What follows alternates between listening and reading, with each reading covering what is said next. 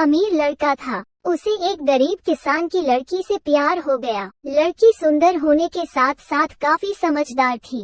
एक दिन जब लड़के ने उस लड़की को बताया कि वह उससे प्यार करता है और उससे शादी करना चाहता है, तो लड़की ने कुछ सोचने के बाद उस लड़के को शादी करने से इनकार कर दिया, क्योंकि वह गरीब परिवार से रिश्ता रखती थी।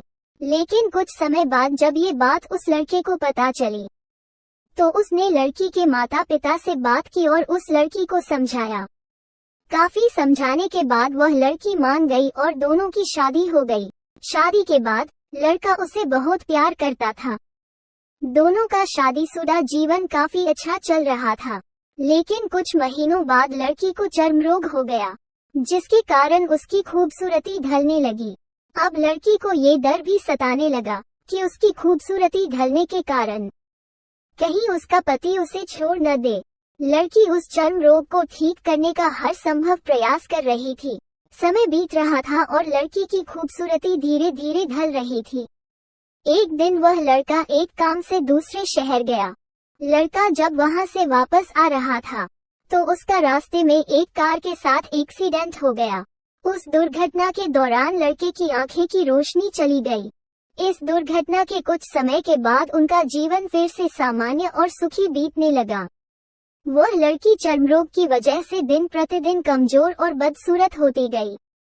लेकिन पति अंधा होने के कारण उनका शादीशुदा जीवन ठीक चलता रहा और दिखाई न देने के कारण वह लड़का उससे पहले की तरह प्यार करता रहा। कुछ सालों बाद बीमारी के कारण उस लड़की की मृत्यु हो गई। पत्नी की मृत्यु होने के बाद वह लड़का अंदर से दुखी हो गया और वह शहर छोड़कर जाने वाला था। तभी उसके पड़ोसी ने उससे कहा कि अब आप तो अपनी पत्नी के बिना अकेले पड़ जाएंगे।